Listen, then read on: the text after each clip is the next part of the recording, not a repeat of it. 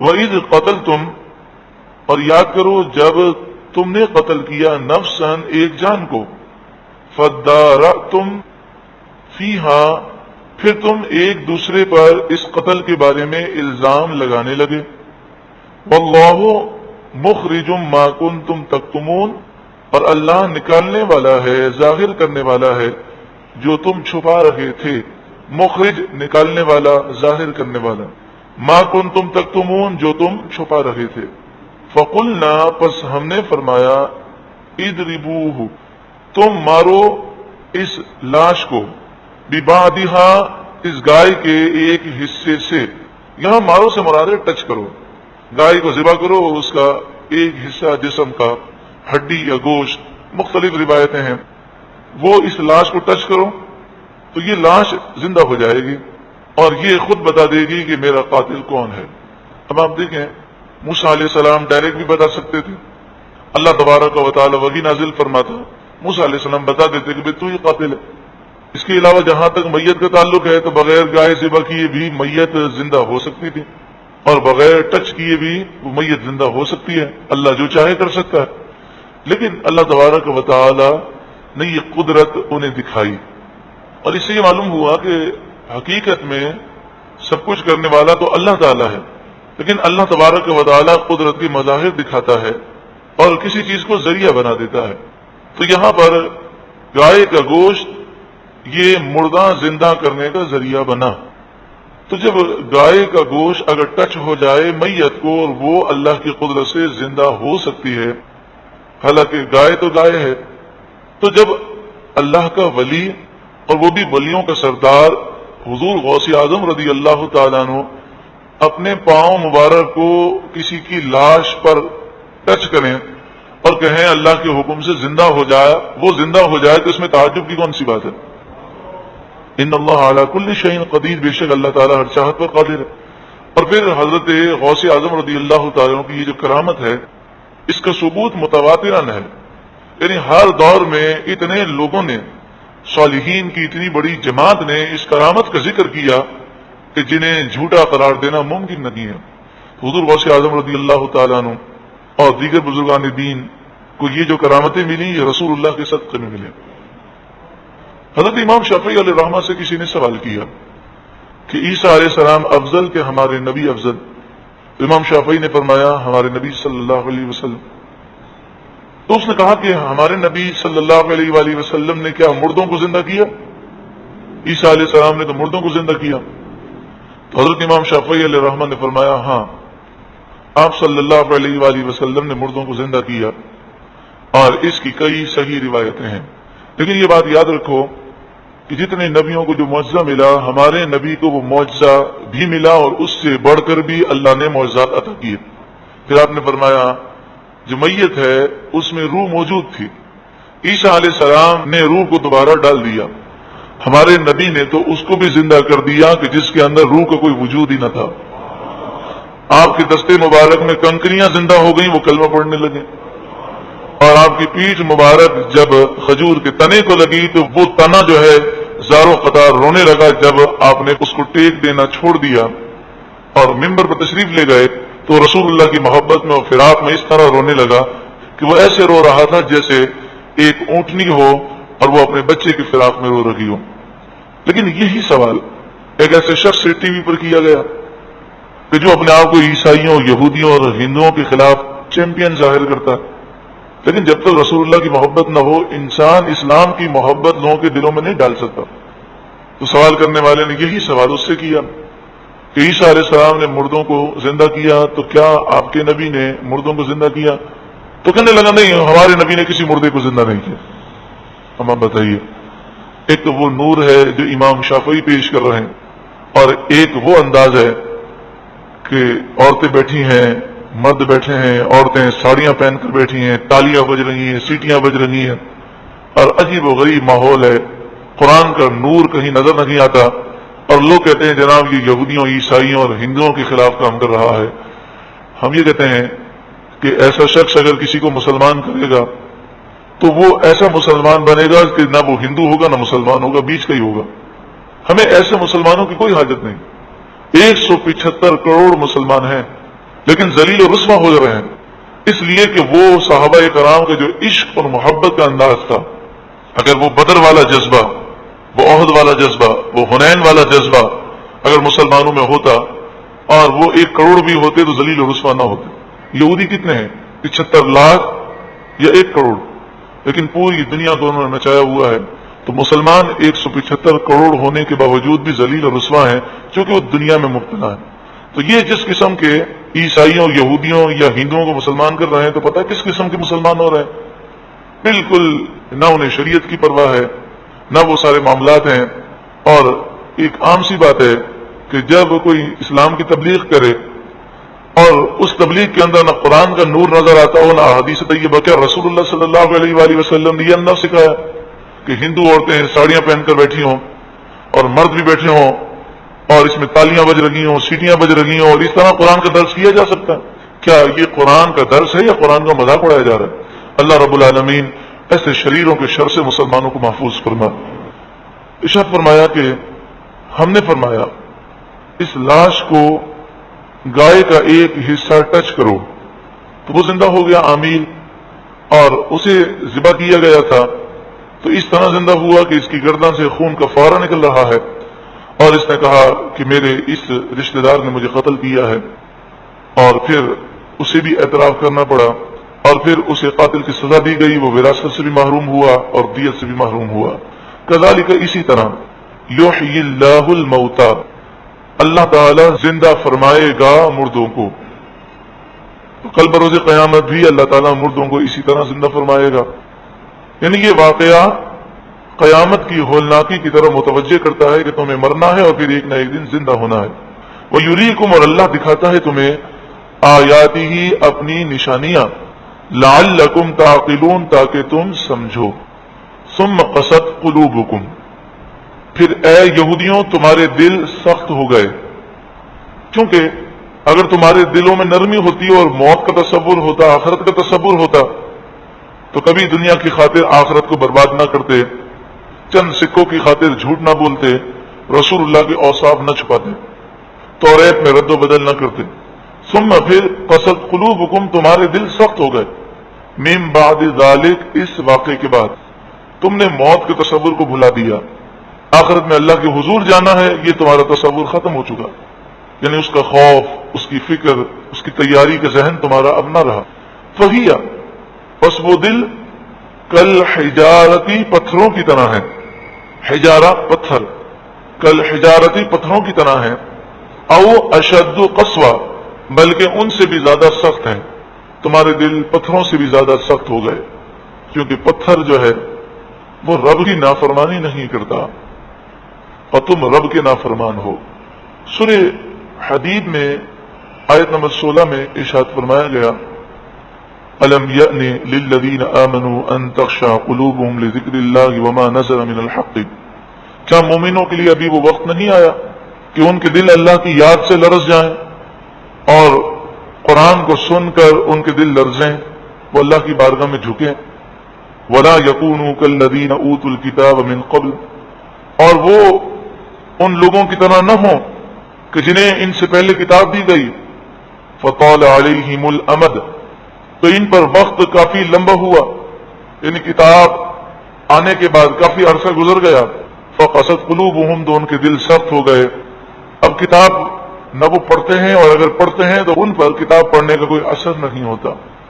تو کہیں مومن ان کے نقش قدم پر نہ چلیں کہ قرآن وہ پڑھیں لیکن قرآن کا اثر ان کے دلوں پر نہ ہو۔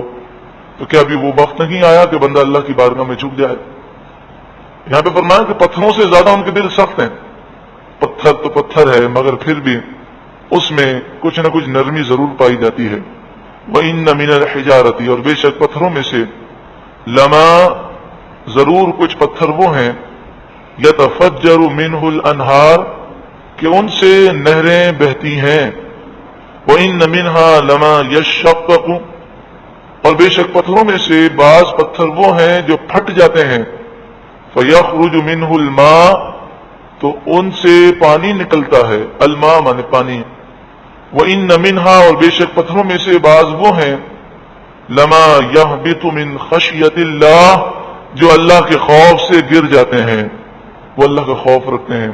حضرت امام غزالی علیہ الرحمہ نے یہ واقعہ لکھا کہ ایک نبی علیہ السلام کے گزر ایک پتھر کے پاس سے ہوا تو وہ رو رہا تھا، جسے عرف میں کہتے ہیں اس سے پانی نکل رہا تھا۔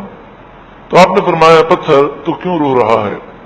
تو اس نے کہا جب سے میں نے یہ سنا ہے کہ جہنم کا ایندھن پتھر بھی ہے اور انسان بھی ہے، تب سے میں ڈر رہا ہوں اور خوف خدا سے رو رہا ہوں۔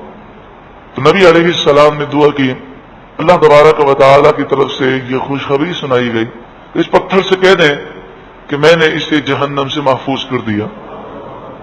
آپ وہاں سے تشریف لے گئے، جب واپس آئے تو دیکھا وہ پتھر پھر رو رہا ہے۔ آپ نے فرمایا اب کیوں روتا ہے؟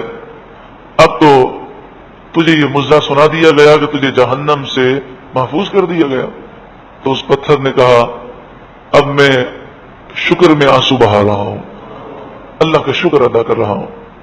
وَمَا اللَّهُ بِغَافِلٍ عَمَّا تَعْمَلُونَ، اور اللہ تمہارے کاموں سے غافل نہیں ہے، وہ باخبر ہے۔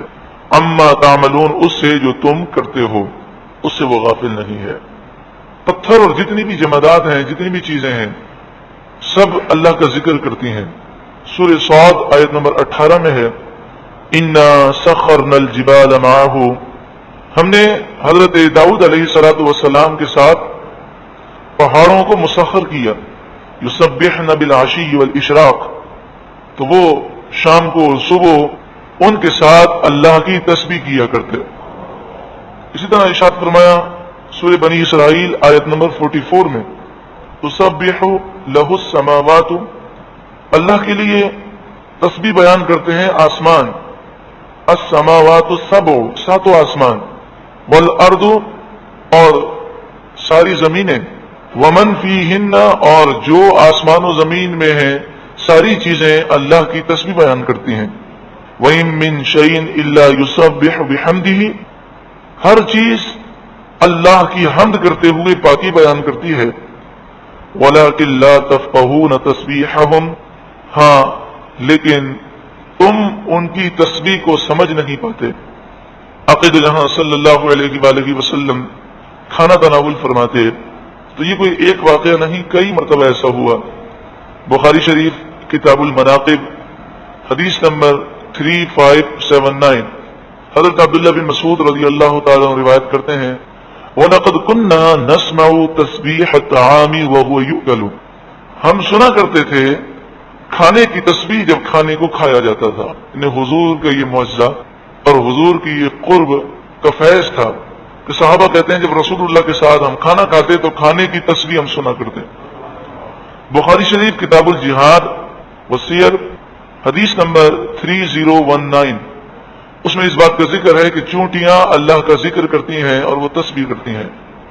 بخاری شریف حدیث نمبر 3583، اور امام بخاری نے تقریباً 5 یا اس سے زائد مرتبہ اس حدیث کو بخاری شریف میں ریپیٹ کیا ہے۔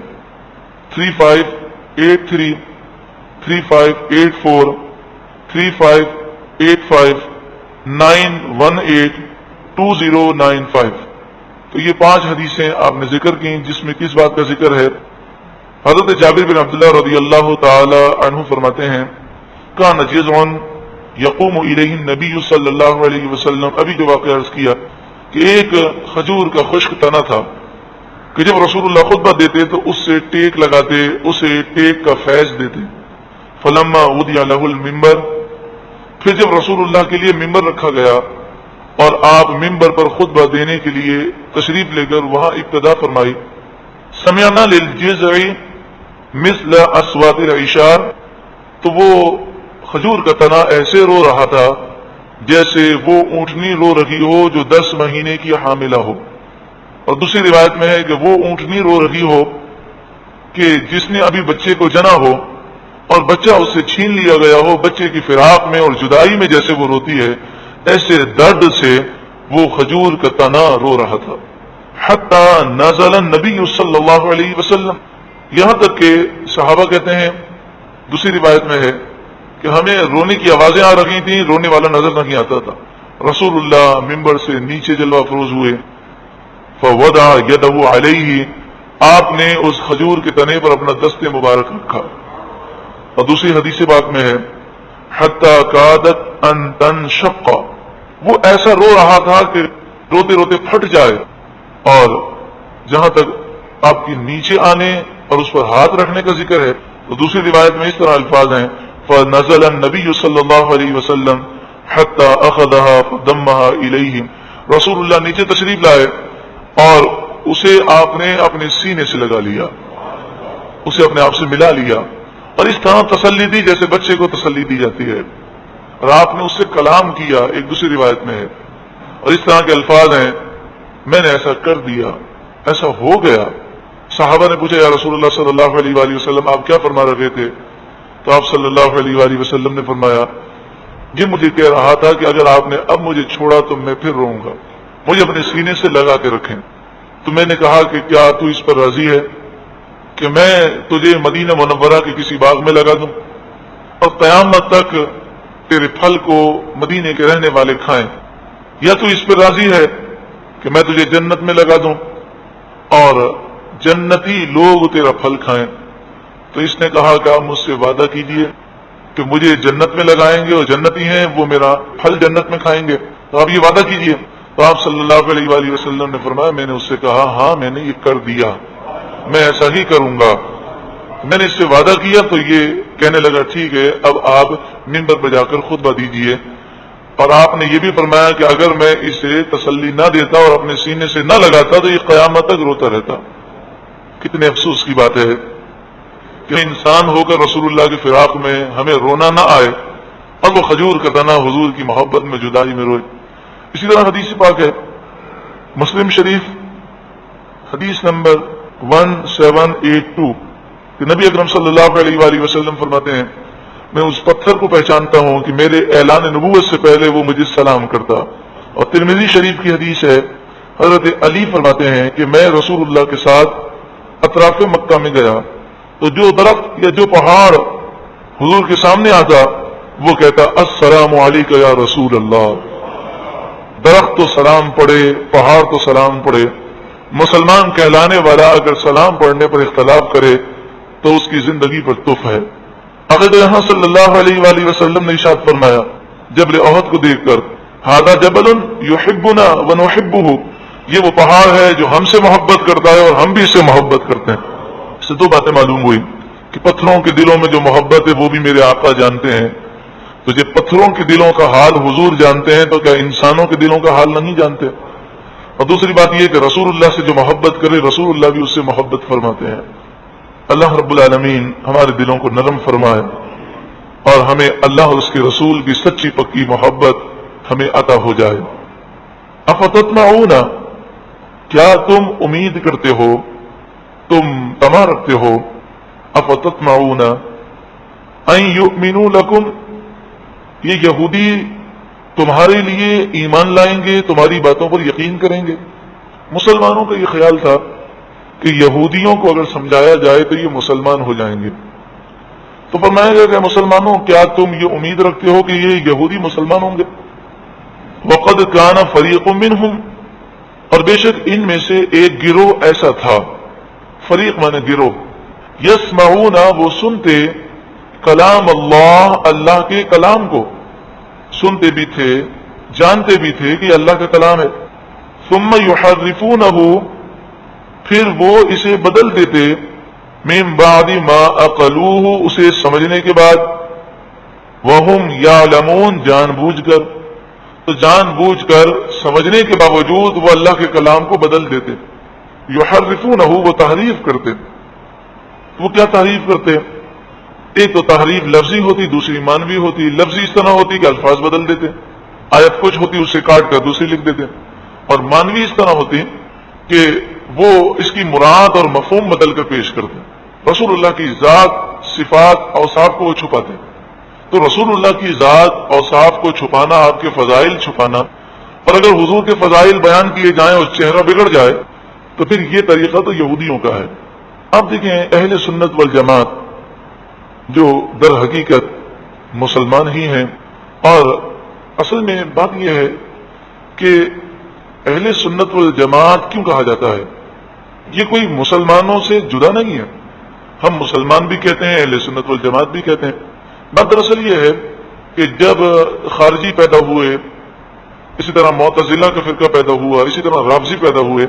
تو یہ سارے جب فرقے پیدا ہوئے تو وہ اپنے آپ کو مسلمان کہتے تھے. تو مسلمانوں میں یہ شعور پیدا کرنے کے لیے کہ اصل میں مسلمان کون ہے، جو صحابہ کرام کو مشرک کہے یا جو صحابہ کرام سے عقیدت رکھتا ہے، دونوں میں سے کون مسلمان ہے؟ جو صحابہ کرام کی گستاخی کرے اور یہ کہے کہ حضور کے وصال کے بعد 4 یا 6 صحابہ تو مسلمان رہے، باقی سب مرتد ہو گئے، نعوذ باللہ من ذالک، وہ مسلمان سچا ہے؟ یا وہ مسلمان کہلانے کے قابل ہے، یا وہ کہلانے کے قابل ہے کہ جو صدیق اکبر سے بھی پیار کرے، حضرت عمر سے بھی پیار کرے، یعنی خلفائے راشدین اور ہر صحابی سے اس کو پیار ہو اور اہل بیت سے بھی پیار ہو. اسی طرح پھر بہت سارے فرقے پیدا ہوئے، جیسے کہ رسول اللہ نے خبر دی کہ 73 فرقے پیدا ہوں گے میری امت میں، 72 جہنمی ہوں گے اور 1 جنتی ہوگا. تو وہ جنتی گروہ کون سا ہے؟ تو اس کا تعین کر دیا گیا اہل سنت و جماعت. اہل سنت کے معنی ہے جو رسول اللہ، صحابہ، تابعین، تبع تابعین، ائمہ مجتہدین، اولیاء کاملین سے جو طریقہ چلتا آ رہا ہے اسی طریقے پر رہنے والے. اور جماعت کے معنی یہ ہے کہ ہر دور میں مسلمانوں کی اکثریت جس عقیدے پر تھی وہ اسی عقیدے پر ہے. تو جس طرح آج مسلمانوں کی اکثریت جس عقیدے پر ہے اسی عقیدے پر اہل سنت و جماعت ہے. تو ہر دور میں یہی ہوتا رہا، مسلمانوں کی بڑا گروہ حق پر رہا اور لوگ اس سے نکلتے رہے اور چھوٹی چھوٹی ٹولیاں بناتے رہے. تو یہ کہنا کہ جناب ہمارا تعلق کسی گروہ سے نہیں ہے، تو حضور نے تو فرمایا کہ 73 فرقے ہوں گے اور 73 میں سے 72 جہنمی ہوں گے، 1 جنتی ہوگا. تو اگر کسی بھی گروہ سے تعلق نہیں تو پتہ چلا کہ کسی جنتی گروہ سے تعلق ہی نہیں. اور وہ جنتی گروہ کون سا ہوگا؟ اس کی جو علامتیں بتائی گئیں وہ علامتیں کیا ہیں؟ جو رسول اللہ، صحابہ اور بزرگان دین کے طریقے پر ہوں گے.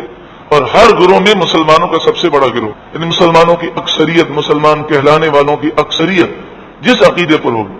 اب دیکھیں قادیانی یہ بھی اپنے آپ کو مسلمان کہتے ہیں، لیکن یہ نبی اکرم صلی اللہ علیہ وآلہ وسلم کو آخری نبی نہیں مانتے، لہذا یہ کافر ہیں. تو جب ہم کہتے ہیں اہل سنت و جماعت تو اس میں یہ بھی بات شامل ہے کہ جو رسول اللہ صلی اللہ علیہ وآلہ وسلم کو آخری نبی مانتے ہیں. کئی ایسے گروہ ہیں جو نماز نہیں مانتے، وضو نہیں مانتے، حج نہیں مانتے، زکوٰۃ کا وہ انکار کرتے ہیں. تو ان تمام لوگوں سے یہ الگ ہے اور حقیقی طور پر اسلام کی جو اصل صورت ہے اسی اصل صورت پر وہ قائم و دائم ہے. ارشاد فرمایا کہ یہ لوگ تحریف کرتے تھے، اور بات یہاں سے چلی کہ رسول اللہ کے اوصاف کو چھپانا یہ یہودیوں کا طریقہ ہے. مسلمان تو رسول اللہ کی شان بیان کر کے خوش ہوتا ہے. تو آپ دیکھ لیں اس وقت پوری دنیا کے اندر کون سا ایسا گروہ ہے کہ جو رسول اللہ کی شان بیان کرنے میں اور سننے میں وہ خوشی محسوس کرتا ہے، اور کون سا ایسا گروہ ہے کہ وہ تعظیم و محبت کے انداز کو ہیلے بہانوں سے روکنے کی کوشش کرتے ہیں.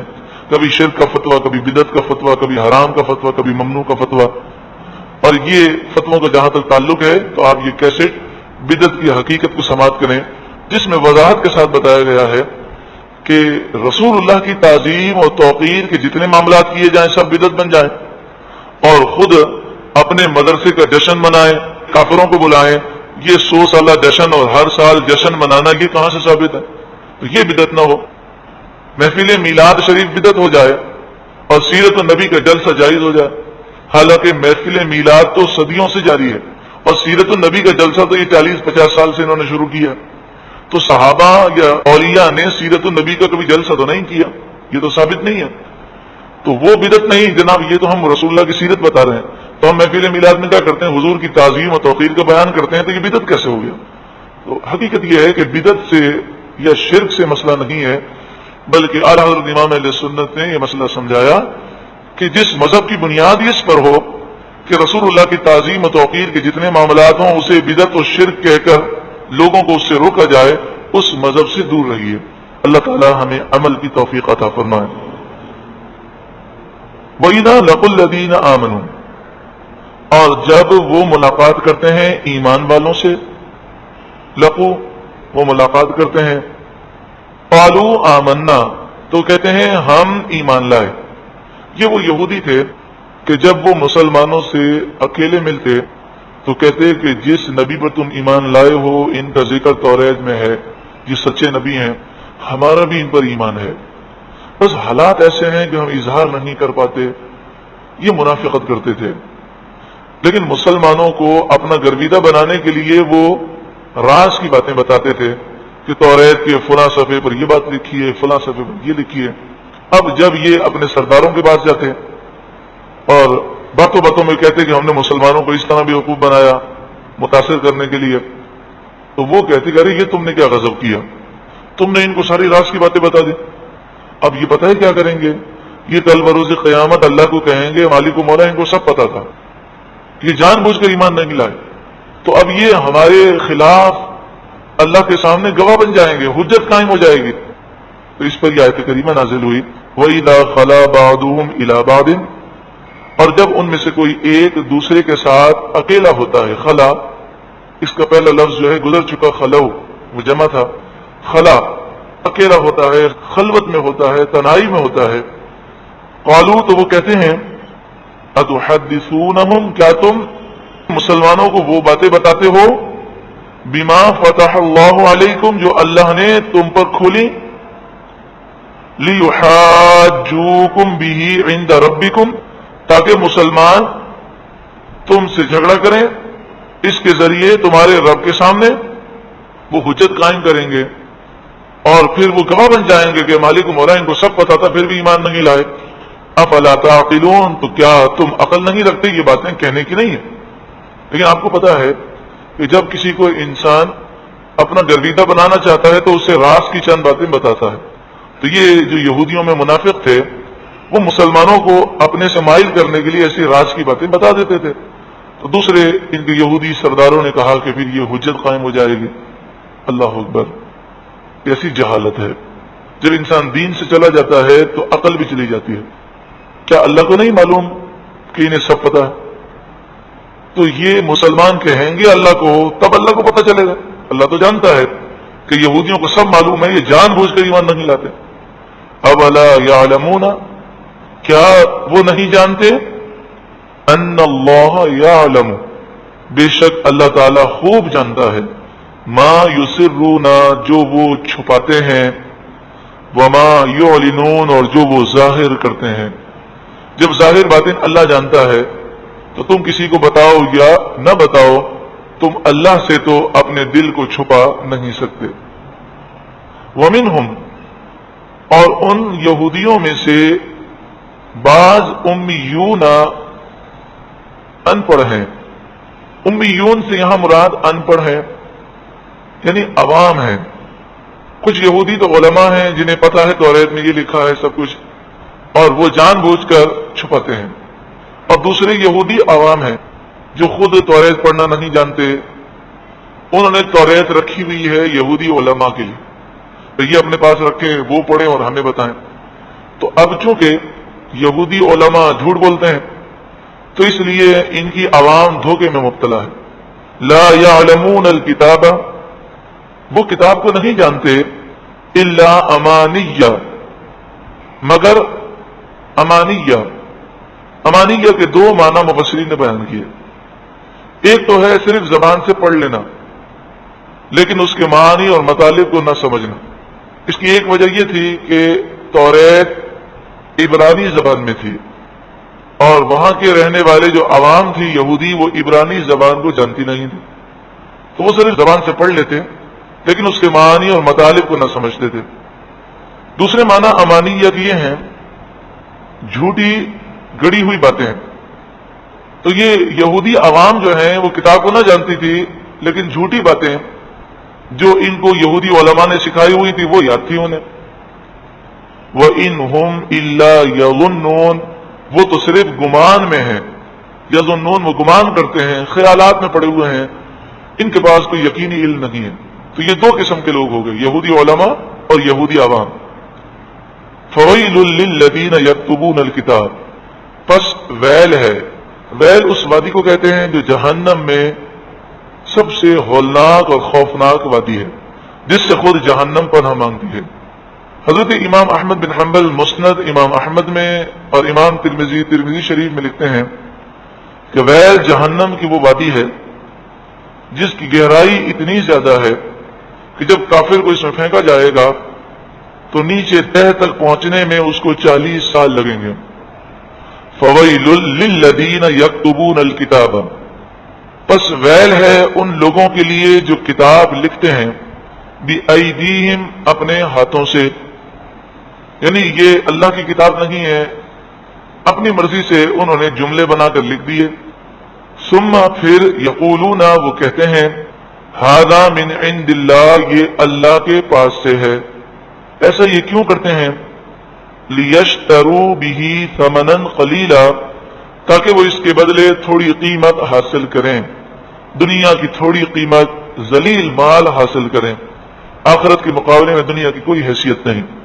عقید جہاں صلی اللہ علیہ وآلہ وسلم جب مدینہ منورہ تشریف لائے تو یہودی علماء نے اور سرداروں نے یہ سوچا کہ توریت میں جو رسول اللہ صلی اللہ علیہ وآلہ وسلم کے اوصاف اور حلیہ مبارک لکھا ہوا ہے، اگر ہماری عوام نے اس کو جان لیا تو سب کے سب رسول اللہ پر ایمان لے آئیں گے اور ہمارے نذرانے اور تحفے بند ہو جائیں گے اور ہماری سرداری چلی جائے گی. تو انہوں نے کیا کیا کہ حضور کے اوصاف میں رد و بدل کر دیا. مثلا توریت شریف میں یہ لکھا تھا کہ نبی آخر الزماں خوب روح ہوں گے، ان کے بال بہت زیادہ خوبصورت، ان کی آنکھیں ایسی ہوں گی گویا کہ سرما لگی ہوئی، ان کا قد مبارک درمیانہ ہوگا لیکن جب وہ چلیں گے تو سب سے بلند و بالا نظر آئیں گے. اور حضور صلی اللہ علیہ وآلہ وسلم کے اوصاف اس قدر لکھے تھے کہ جنہوں نے رسول اللہ کو دیکھا نہیں اور پھر جب دیکھا تو توریت میں اور دیگر آسمانی کتابوں میں اتنی وضاحت سے حضور کا حلیہ مبارک لکھا تھا کہ وہ دیکھے بغیر وہ رسول اللہ کو پہچانتے تھے، اور دیکھتے ہی انہوں نے سمجھ لیا کہ یہی وہ نبی ہیں جن کا ذکر ہے. تو انہوں نے کیا کیا، اس کو رد بدل کیا اور انہوں نے لکھ دیا کہ وہ بہت لمبے قد کے ہوں گے، ان کی آنکھیں نیلی ہوں گی، ان کے بال جو ہے وہ الجھے ہوئے ہوں گے. اب جب یہودی عوام ان کے پاس آتی اور کہتی کہ یہ وہ نبی ہیں جو آخری نبی ہیں جن کا ذکر تھا، تو وہ توریت کھول کے دکھاتے بھائی اس میں تو لکھا ہے کہ وہ بہت لمبے قد کے ہوں گے اور یہ تو درمیانے قد کے ہیں، اس میں تو یوں لکھا ہوا ہے. تو اس طرح وہ اپنی قوم کو گمراہ کرتے ہیں. ارشاد فرمایا فویل لہم، پس ویل ہے ان کے لیے، مما اس کے سبب جو کتبت ایدیہم ان کے ہاتھوں نے لکھا، یعنی جو انہوں نے جھوٹی عبارتیں بنا کر لکھی اور اسے اللہ کی کتاب میں شامل کیا. وویل اور ویل ہے، وویل لہم اور ان کے لیے ویل ہے، مما اس کے سبب جو یکسبون وہ کماتے ہیں. تو جو وہ مال حاصل کرتے ہیں یہ مال بھی انہیں تباہ کرے گا، اور جو یہ جھوٹ لکھتے ہیں یہ جھوٹ بھی انہیں تباہ کرے گا. اتنا بڑا گناہ انسان کیسے کر سکتا ہے؟ انسان اتنا بڑا گناہ کیسے کر سکتا ہے؟ حالانکہ یہ تو آخرت کو مانتے تھے، یہ تو جہنم کو بھی مانتے تھے. تو کیا انہیں ڈر نہیں لگتا تھا کہ ہمیں جہنم کی آگ میں جلایا جائے گا پھر کیا ہوگا؟ تو فرمایا کہ اصل بات یہ ہے کہ تصور آخرت ان کا ختم ہو چکا تھا. ایک تو آخرت کی طرف ان کا دھیان نہیں تھا، دوسری بات یہ تھی کہ ان کا تصور یہ تھا کہ اللہ تعالی ہمیں بخش دے گا، ہم کچھ بھی کر لیں ہم ڈائریکٹ جنتی ہیں. زیادہ سے زیادہ یہ کہ چند دن اللہ تعالی ہمیں جہنم میں رکھے گا پھر دوبارہ جنت میں ڈال دے گا. یہ جتنے بھی بڑے بڑے ڈاکو ہیں، چور ہیں، لٹیرے ہیں، کبھی آپ کو ایسا کوئی مل جائے اور آپ اسے خوف خدا کی باتیں کریں تو بتائیے سامنے سے کیا کہتے ہیں. اور یہ کوئی میں فرضی باتیں نہیں کر رہا. ہمارے ایک دوست ہیں، وہ سندھ کے کچے علاقے میں گئے تو انہیں ایک ڈاکو ملا، تو انہوں نے اسے دین کی دعوت دی، اسے سمجھایا اور اسے ڈرایا. تو معلوم ہے اس نے کیا کہا ملا رہنے دیں، اللہ کی رحمت بہت بڑی ہے، ہم جو کچھ بھی کر رہے ہیں لیکن اللہ تعالیٰ میں بخش دے گا، ہم تو جنتی ہیں، ہمیں ڈرانے کی کوئی ضرورت نہیں. تو جب انسان کا یہ تصور بن جائے اللہ تعالیٰ غفور رحیم ہے، مہربان ہے، رحمت کرنے والا ہے، اس میں کوئی شک نہیں، لیکن یہ تصور بن جائے کہ میں خوب گناہ کروں کچھ نہیں ہوتا اور میں ڈائریکٹ جنتی ہوں، تو پھر بڑے سے بڑا گناہ انسان کر لیتا ہے. ایک تو یہ تصور. دوسرا تصور کیا ہوتا ہے کہ گناہ کر لو پھر بعد میں توبہ کر لیں گے، اور جب توبہ کریں گے تو اللہ سارے گناہ بخش دے گا، ابھی ضرورت ہے ابھی یہ گناہ کر لو. یہ تصور بھی بڑا ہولناک ہے، اور روایت کے مطابق پھر ایسے شخص کو توبہ کی توفیق نہیں ملتی. تیسرا تصور حج صغیرہ گناہ بھی مٹا دیتا ہے اور کبیرہ بھی، حقوق العباد بھی معاف ہو جاتے ہیں اور حقوق اللہ بھی معاف ہو جاتے ہیں. تو ابھی یہ کام کر لو، بعد میں حج پہ چلے جائیں گے. اور یہ بات بھی کوئی فرضی نہ کہیں. ایک بھائی نے یہ بات بتائی، انہوں نے کہا کہ مجھے ایک شخص نے کہا کہ تم بے روزگار ہو، میرے پاس آ جاؤ.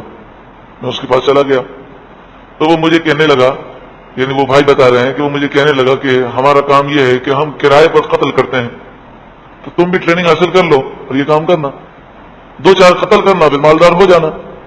تو اس نے کہا توبہ استغفر اللہ، یہ قتل تو اتنا بڑا جرم ہے کہ اگر دنیا کے سارے انسان ایک ناجائز قتل میں ملوث ہو جائیں تو سب کو اللہ تعالیٰ جہنم میں ڈال دے گا.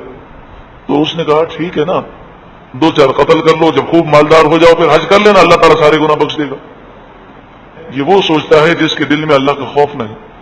اللہ غفور رحیم بھی ہے، قہار و جبار بھی ہے، اس کی گرفت بڑی سخت ہے. اور ایسی باتیں سوچ کر جب بندہ گناہ کرتا ہے تو اکثر اوقات وہ اللہ کے غضب میں مبتلا ہوتا ہے. تو یہ کیوں ایسے کام کرتے تھے؟ وقالو، وہ بولے، لن تمسنا النار، آگ ہرگز ہمیں نہیں چھوئے گی. لن ہرگز نہیں چھوئے گی، لن تمسنا النار، آگ ہمیں ہرگز نہیں چھوئے گی، الا مگر ایاما معدودہ، ایامن مانے دن، معدودہ مانے چند، گنتی کے چند دن. اب گنتی کے چند دن کے بارے میں یہودیوں کے کئی قول ہیں. ایک قول یہ ہے کہ 40 دن بچڑے کی پوجا کی ہمارے آبا و اجداد میں سے بعض لوگوں نے، تو اب یہودی نیک ہو یا بد، 40 دن تو سب کو جہنم میں جانا ہے، اور پھر 40 دن کے بعد پھر جنت میں چلے جائیں گے. تو ہم نیکی کریں برائی کریں کوئی فرق نہیں پڑتا، 40 دن تو ہر ایک کو جانا ہے. دوسرا ان کا قول یہ تھا کہ دنیا کی جو عمر ہے وہ 7,000 برس ہے، دنیا کی جو عمر ہے وہ 7,000 برس، تو ہر 1,000 برس کے بدلے میں ایک دن اللہ تعالیٰ جہنم میں رکھے گا تو ہم 7 دن جہنم میں رہیں گے. تو یہ اس طرح کے تصورات ہے. جب تصور آخرت بگڑ جائے تو پھر انسان ہر گناہ کرتا ہے. قل، آپ فرما دیجئے، اتخذتم عند اللہ عہدا، کیا تم نے اللہ کے پاس کوئی عہد لیے رکھا ہے؟ کہ اللہ نے تم سے وعدہ کیا ہے کہ وہ تمہیں 40 دن جہنم میں رکھے گا پھر جنت میں ڈال دے گا، یا 7 دن رکھے گا اور تمہارا جو جی چاہے کرو. فلن یخلف اللہ عہدہ، تو اللہ ہرگز اپنے عہد کی خلاف ورزی نہیں کرتا. تو اگر اللہ نے عہد کیا ہوتا تو اللہ تعالیٰ ضرور اس عہد کو پورا فرماتا، لیکن ایسا عہد تو نہیں. ام یا تقولون، تم کہتے ہو، علی اللہ، اللہ پر وہ بات ما لا تعلمون، جو تم جانتے نہیں ہو، جھوٹی بات کہتے ہو، اور جو اللہ پر جھوٹ باندھے وہ سخت مجرم ہے. بلا، ہاں کیوں نہیں، من کسب سیئۃ، جو برائی کمائے، کسب کمائے، سیئۃ برائی، یعنی جو برائی کرے. مفسرین فرماتے ہیں یہاں سیئہ سے مراد، برائی سے گناہ سے مراد کفر و شرک ہے. وَأَحَاطَتْ بِهِ خَطِيئَتُهُ، اور اس کی خطا، اس کی برائی، اس کا گناہ اسے گھیر لے. خطیئتہ، اس کا گناہ، احاطت، گھیر لے، یعنی اس کا خاتمہ کفر و شرک پر ہو. فَأُولَئِكَ أَصْحَابُ النَّارِ، تو یہی لوگ جہنمی ہیں. ہم فیہا خالدون، وہ اس میں ہمیشہ رہنے والے ہیں. والذین آمنوا، اور وہ لوگ جو ایمان لائے، وعملوا الصالحات، اور انہوں نے اچھے عمل کیے. اولئک اصحاب الجنہ، وہی جنتی ہیں. دیکھیں اللہ تبارک و تعالی غفور رحیم ہے. ایک مسلمان ہے کتنا بھی گناہگار ہو، لیکن اس کا خاتمہ اگر ایمان پر ہو جائے، رب العالمین چاہے تو اپنے فضل سے سارے گناہ معاف کر دے، بلا حساب و کتاب جنت میں ڈال دے، اور چاہے تو اسے جہنم میں ڈالے اور وہ اپنی سزا جہنم میں پا کر پھر جنت میں چلا جائے. اور یہ بھی ہو سکتا ہے گناہوں کی وجہ سے ایمان ہی برباد ہو جائے تو ہمیشہ جہنم میں وہ جلتا رہے. تو جہاں تک گناہگار کو جنت میں ڈالنے کا تعلق ہے وہ اللہ کے فضل پر موقوف ہے، یہ کسی سے وعدہ نہیں ہے. لیکن جو ایمان لائے اور اچھے عمل کرے، اللہ نے اپنے ذمہ کرم پر لیا کہ اسے وہ جنت عطا فرمائے. تو دیکھیں اگر کوئی محنت نہ کرے اور روزی اسے مل جائے تو ایسا ہوتا ہے کہ نہیں؟ گھر بیٹھے روزی مل جاتی ہے. لیکن اصول کیا ہے؟ اصول یہ ہے کہ محنت کرو اور اپنی روزی کماؤ. تو کیا اگر چند لوگوں کو گھر بیٹھے روزی مل جائے تو ہم محنت چھوڑ دیں گے؟ ہم محنت کریں گے. حالانکہ روزی کی ذمہ داری اللہ تعالیٰ نے لی ہے. تو اب آپ اس کو سمجھ لیں کہ جنت کی ذمہ داری اللہ تعالیٰ نے نہیں لی. اس نے اپنے ذمہ کرم پر روزی کو تو لیا، لیکن جنت کے متعلق فرمایا جو اچھے عمل کرے گا اور ایمان لائے گا اور اچھے عمل کرے گا اسے جنت ملے گی. تو اگر کوئی یہ سوچتا ہے کہ جناب اللہ کا فضل و کرم ہوگا تو میں جنت میں چلا جاؤں گا میں جتنے بھی گناہ کروں، اور اگر یہ انعام نہ ہوا اور گناہوں پر سزا دی گئی پھر کیا ہوگا؟ جہنم کا تو حال یہ ہے کہ اگر سوئی کی نوک کے برابر وہ کھول دی جائے تو ساری دنیا ہلاک ہو جائے. تو ایک دن کے لیے بھی اگر کوئی جہنم میں گیا تو اس کا کیا ہوگا؟ ہم فیہا خالدون، وہ جنت میں ہمیشہ رہنے والے ہیں. اللہ رب العالمین ہمیں نور قرآن سے روشن و منور فرمائے، اور رب العالمین ہمیں اپنے تمام صغیر و کبیر گناہوں سے سچی پکی توبہ کرنے کی توفیق عطا فرمائے.